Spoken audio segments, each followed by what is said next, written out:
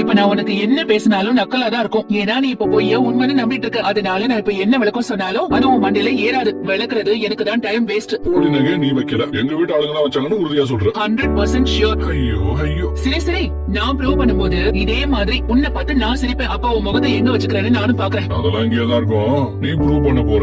எது இந்த Sherlock Holmes, இந்த ஜேம்ஸ் பாண்ட் இவங்களுக்கு அப்புறம் நீங்க சரித்திரத்துல இடம் பிடிக்கலாம்னு முடிவு பண்ணிட்டீங்க. அப்புறம் நீ கோச்சுக்கலாம் ஒண்ணு சொல்லட்டுமா? நீ கோச்சுக்கலன்னு சொன்னா கூட என்ன, அதுவும் நல்லா தான் இருக்கும். மரத்துல போதும் ஆட்டைய கவனி. அப்போ நிஜமாவே போலி நகை நீ வைக்கலனா அப்ப அது வரும்போது போலியா தானே இருந்திருக்கும். வேண்டாம், திரும்பவும் எங்க அப்பா இழுக்கிறார். அட இருமா, முழுசா சொல்ல விடு.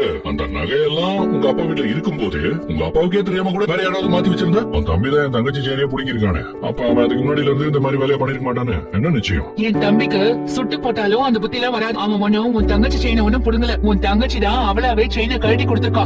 அதையும் நாங்க சீக்கிரம் திருப்பி கொடுத்துருவோம். ஆமா ஆமா ஆமா, அப்படிதான் என் தங்கச்சியும் சொன்னா.